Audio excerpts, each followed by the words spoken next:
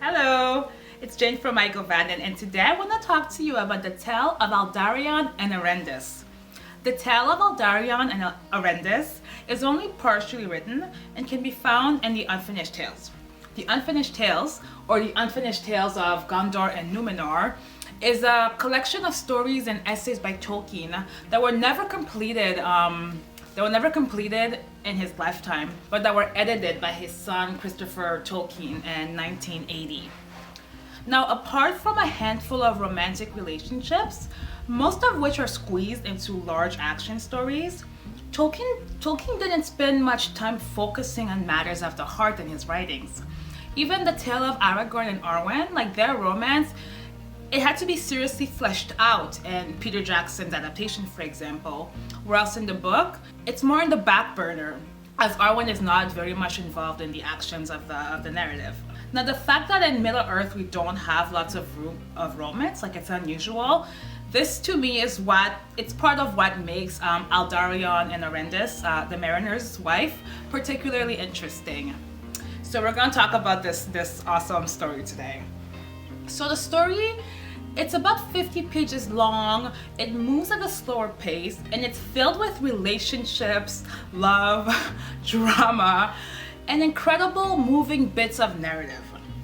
In today's video, I'm going to give you a summary of the story and go through some of the elements that make this dramatic, beautiful, and rather heartbreaking story so enduring. So, I'm gonna put a few sort of stage setting elements because those were important before I can really get into it. So the story of the Mariner's Wife, it's set during the early Second Age of Middle-earth, when Numenor was still less than 1,000 years old.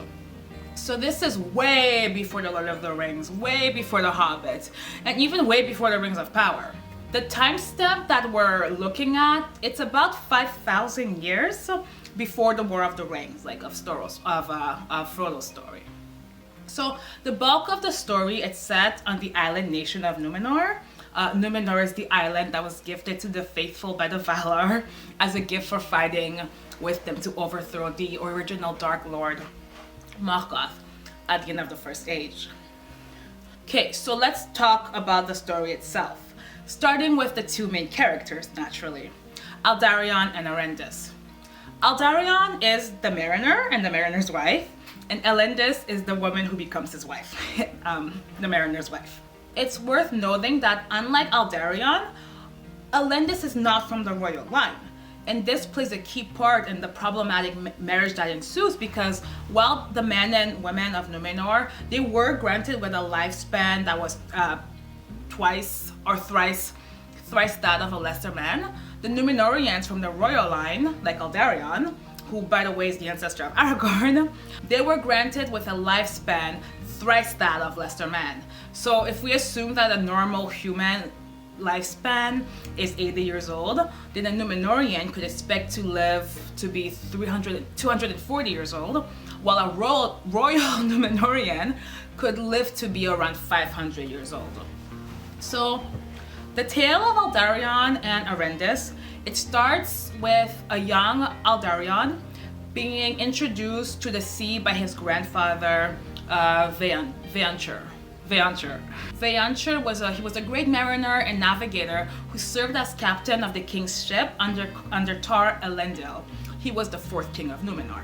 Veancher was also the first of the Numenorians to successfully voyage back to Middle-earth since the Numenorians were gifted Numenor. Aldarion's time spent with his grandfather growing up, it instilled in him a deep love of sea travel, which leads him to spend long periods of time in the uncharted waters and away from Numenor.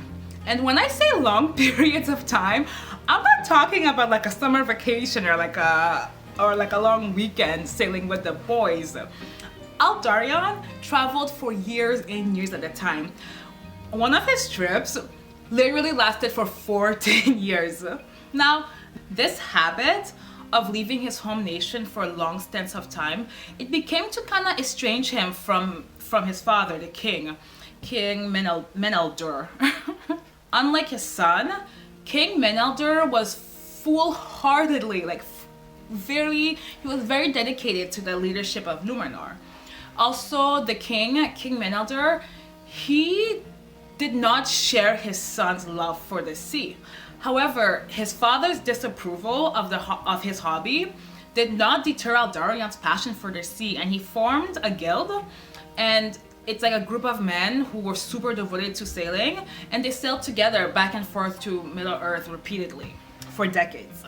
So Aldarion and his guys, they do their thing, they sail back and forth, and then we get to the year 771 of the Second Age, when Erendis, at that point, she's born in Numenor. And at that point, Aldarion is 71 years old at the time of her birth, which, remember, is young in Numenorian years. So Aldarion and Erendis, they briefly meet when Erendis is a young adult. But it isn't until much later, when Erendis herself is over half a century old, that Aldarion begins to court her. So Erendis resists the idea at first, and this isn't due to a lack of love that she had for him. She liked him and everything, but she was a little put off by his tendency to go off and leave whenever he wanted for long periods of time. For her, she knew that being with this meant that his love would be split between her and the sea, which is a huge turnoff for her. However, as time went on, Erendis, like she was a little bit stubborn, but like her convictions, we could say, I guess, cooled down, and Aldarion convinces her to marry him. Unfortunately, this moment of happiness didn't last long, and cracks began to form in their relationship almost immediately. So, while most Numenorian engagements tend to last 3 years or less, Aldarion and Erendis remained engaged for over a decade, because Aldarion, he upped and left for another voyage for 6 whole years during their engagement. Upon his return, he convinces Erendis, who by the way was not at all impressed by him, to still marry him, and she does. So the first 2 years of their marriage is pretty good. Aldarion manages to get a hold on his sailing urges, and Erendis even gives birth to their daughter on Calamay.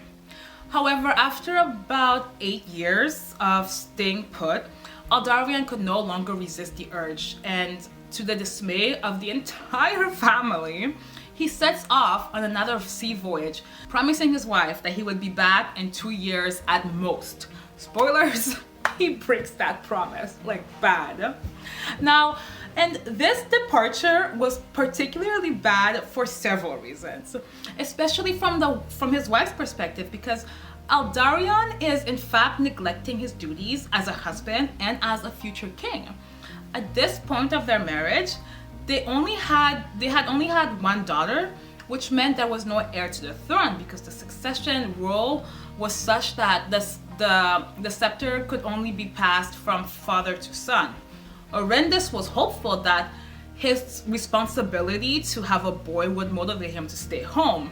Also, Erendis genuinely loved her husband and wanted him to want to spend time with her, especially while she was still young, because remember, Erendis does not have the royal blood and therefore will not live as long as her husband. She even tells him this about this fear in an attempt to get him to reconsider an upcoming voyage, the 2 years he wanted to take, but he brushes her off. I'll read a quick snippet here, because it says a lot. "You are beautiful, and no shadow of age is there yet. You have time to spare my deep need. 2 years. 2 years is all that I ask." But Erendis answered, "Say rather 2 years I will take, whether you will or no." "Take 2 years then, but no more. A king's son of the blood of Erendis should also be a man of his word." The next morning, Aldarion hastened away. He lifted up on Calamay and kissed her, but though she clung to him, he set her quickly and rode off. All that day, Erendis sat in her chamber alone, grieving, but deeper in her heart she felt a new pain of cold anger, and her love for Aldarion was wounded to the quick. Okay, so after his departure, she eventually leaves their home in Armenelos, which is the capital city of Numenor, where the king lives, and heads into Emarye. to the country estate further inland to be as far away from the sea as possible. So 1 year goes by, then 2, and no one hears a peep from Aldarion. Then 3 years, then 4 years goes by, and it isn't until his 5th year after his departure that he finally returns home. His homecoming was, it was less than to be desired, as you can imagine. His dad / the king was pissed, and his wife and daughter were MIA. Aldarion then attempts to patch things up with his family, but Erendis was not having it and tells him that she's done. Aldarion at that point leaves, pretty bitterly, and turns his attention back to his larger plans of sailing, which, as it turns out, are grandiose, unexpected, and world-changing. Okay, so up until that point in the story, Tolkien spins Aldarion's motive as those of a man whose love is torn between his affection for his wife and his reckless attraction to the sea. However, at this point, when he comes back from being rejected by his wife and kid, he gives his letter, and this letter was from the Elven King Gil-galad. And in this letter, it's super revealing. Gil-galad explains that Aldarion had been helping him for a growing and unknown threat in the mainland, in Middle-earth, which turns out to be Sauron rising in power. Here's a quick snippet from this letter. I love this one too. I won't read too much. Long have I owed you thanks, for you have so many times sent to me your son, Anardil Aldarion, the greatest elf friend that now is among men, as I deem. At this time, I ask your pardon, if I have detained him over long in my service, for I had great need of the knowledge of men and their tongues, which he alone possesses. He has dared many perils to bring me counsel. Of my need he will speak to you, yet he does not guess how great it is, being young and full of hope. Therefore I write this for the eyes of the king of Numenor only. A new shadow arises in the east. It is no tyranny of evil men, as your son believes, but a servant of Morgoth is stirring. And evil things will wake. Each year it gains in strength, for most men are ripe to its purpose. Not far off is the day, I judge, when it will become too great for the Eldar unaided to withstand. So, what we learn from this letter is that Aldarion was indeed building an alliance and working with the elves back in Middle-earth, and in so doing, enabled the construction of ports that would later allow for help to be sent from Numenor to Middle-earth, which was instrumental in at least one great Numenorian victory centuries later, and I'll get back to this in a few minutes. I want to say a few things first. Okay, so after reading Gil-galad's letter, the king realizes that Aldarion's voyages serve the greater good, which leads him to abdicate the throne and let his son take the reign. Tar Minalder even sends a letter to Erendis inviting her to attend the proclamation of the new king and be with her husband, which is significant because throughout their engagement and their marriage, he highly disapproved of his son's behavior and shared his daughter-in-law's views of marriage, that the husband's loyalties are to his nation and the family and not across the sea in a strange land. However, his attempt to reunite the couple was in vain because Erendis could not be convinced to renounce her pride and reconcile with her husband. Although I will say he did not try very hard. He just went there, said, hey, want to be together again? And she's just like, no, have you changed? It was bad. Okay, and so now this is a turning point in the story. We are super invested in Aldarion because with the letter being revealed, with him becoming king, we know that he's not just a sketchy husband. However, and it pains me to say this is also the moment when we are brutally reminded that this tale is, and as the title told us from the very beginning, it's an unfinished tale. So, that being said, now there's this man, and he's the greatest thing that ever happened to Tolkien's legacy, and that is Christopher Tolkien. He scraped together bits and pieces of information that reveals that Aldarion, he continued, like he gives us a bit of an ending.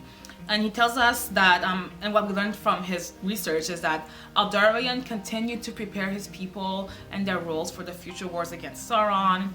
Christopher also tells us that as a result of growing up in a broken home, juggling her parents' affections, Aunt Calamay learned from her mother to hate men to the point where she eventually forbids her serving women to marry. We also learned that, you know, she does rule Numenor later, but she's not happy. She's not happily married. Her story is really sad.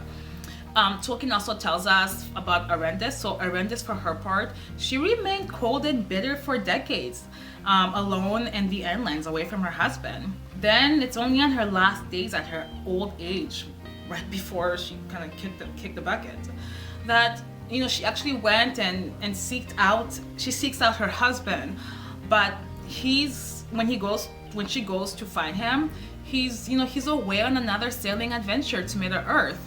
At the end of her life, she heads to the Numenorian port town of Romena? Yeah, Romena, if I'm pronouncing that correctly. So she goes there to wait for him, but it's not a happy ending. And the last bit of information we get is there she met her fate and perished in the waters in the year 1985. Her daughter Aunt Calamay eventually becomes the 7th ruler and the first ruling queen of Numenor. And she ruled for over 205 years, which is the longest after that of Elros Tar-Minotaur, who was the first king of Numenor. But just, you know, it's sad. Imagine this poor girl ruling for 200. I mean, it's one thing to live 205 years and for it to be an enjoyable experience, but when you're bitter and, you know, you're traumatized by what your parents did to you, it's a long time to be miserable. And yeah, I mean, it's a sad story that you know, it's just a lot of pain that their daughter inherited. And poor girl, man. I hope they had shrinks or therapists in Numenor. Okay, so why do I like this story so much? For me, I particularly like this story because it is character driven and shows that although Numenor was this heaven on earth, you know, it was inhabited by these great men, these men still had problems.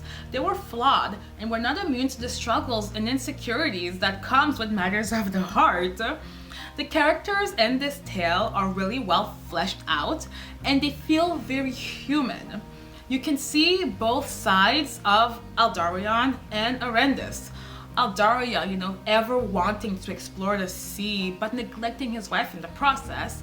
Erendis, who on her part, she's seeking the love of her husband, but not realizing that tying him down is not the way to get him to be closer to her. And then amid all of this emotional drama, we find out that Aldarion's voyages are tied to the fate of Numenor with the rising threat of Sauron. Towards the end of the story, after Tar-Minotaur reads the letter, I was sunbathing, and I remember this to this day. I was sunbathing. I was in Bremen, Germany, super annoyed and wishing that I could just tell both of them that relationships are complicated. You both need to be willing to sacrifice and support the other. Erendis, you need to try to understand the passion that drives your husband. Aldarion, you need to keep your promises, bro, or at the very least come back with somewhat of a justification for your absences, because, you know, repeatedly leaving, it comes across as, I'm bored. I'm bored of you. I'm bored of Numenor. I'm bored of this marriage. Like, it's not good, and I know these weren't his intentions, but actually, if you read the story, he is pretty bored and he gets tired and he just wants to voyage. But like, he should have at least like tried to explain or tell her that like there's some shit going on. That's why I'm always gone. But he doesn't do any of that, which is a shame. Anyways, but yeah, neither of the characters are black and white, and that's one of the elements that make the story truly great. My summary, My summary of the story does not do the tale justice. There are many thought-provoking, intense, and touching moments that speak volumes of Tolkien's talents as an academic and writer. The description of Aldarion and Erendis' mutual attraction for each other and subsequent slow falling out are told brilliantly. So, the last point I want to briefly mention, and another element that I like so much about this story, is how Aldarion's voyages tie into conflicts that take place about 1,000 years later in Middle-earth. So, 1,000 years or more, but 1,000 years. So, let's go back to Gil-galad's letter to the king, which was written in 882 of the Second Age. The outcome of Aldarion's alliance with the elves all those years ago is detailed in a fragment near the end of the story, and it reads as follows. The works he had begun again in Vinya Londe were never completed, and the sea ignored them. Nevertheless, he laid the foundations for the achievements of Tor Minas Tirith in the war with Sauron. And but for his work, the fleets of Numenor could not have brought their powers in time and in the right place, as he foresaw. So the Tor Minas Tirith referred to here was the 11th king of Numenor. The war of the elves and Sauron was in full swing in Middle-earth during his rule, and the realms of Eregion had fallen, which allowed Sauron to advance to Lindon to besiege Rivendell. However, Tor Minas Tirith sent a navy to London in the year 1700 of the Second Age to aid the elves, and this alliance ultimately helped in the defeat of Sauron and his retreat to Mordor. Yeah, you can read more about this in the Fall of Numenor, which is it's recent. It's a recent collection of Tolkien's writing on the Second Age, and it's the first time that all of the writings in the Second Age are collected in one volume by Brian Sibley. So, in conclusion, this story is a story that leaves the audience wanting more. For example, Gil-galad, who is one of the most important characters in the Second Age, but who was only mentioned really briefly in a poem in The Lord of the Rings, he plays a very interesting, albeit mysterious role. I also find the title very interesting, Aldarion and Erendis, the Mariner's Wife. The title puts the emphasis not on Aldarion, but on his wife. Like, are we supposed to sympathize with her over him? The story is unfinished, so a major plot part that paints her in a more favorable light, we might just not have access to that, so who knows. Also, from the parts of the tale that we do have, Aldarion is arguably the obvious hero in the story.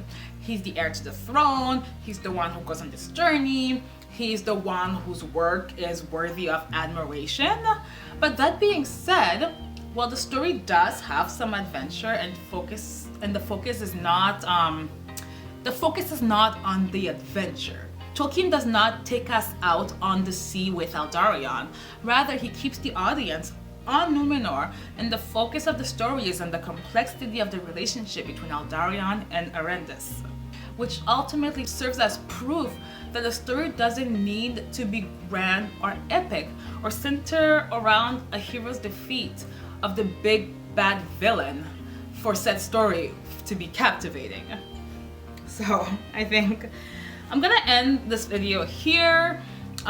This story is definitely worth a read despite all my spoilers. You can read it, you can read it in Unfinished Tales. You can find a good chunk of it in Brian's book. And if you are a Lord of the Rings fan, you probably read all these already. But yeah, they're fantastic. If you have any thoughts on anything I said today, leave me a note in the comment. And if you wish, like this video and subscribe to my channel. It really does help. Farewell.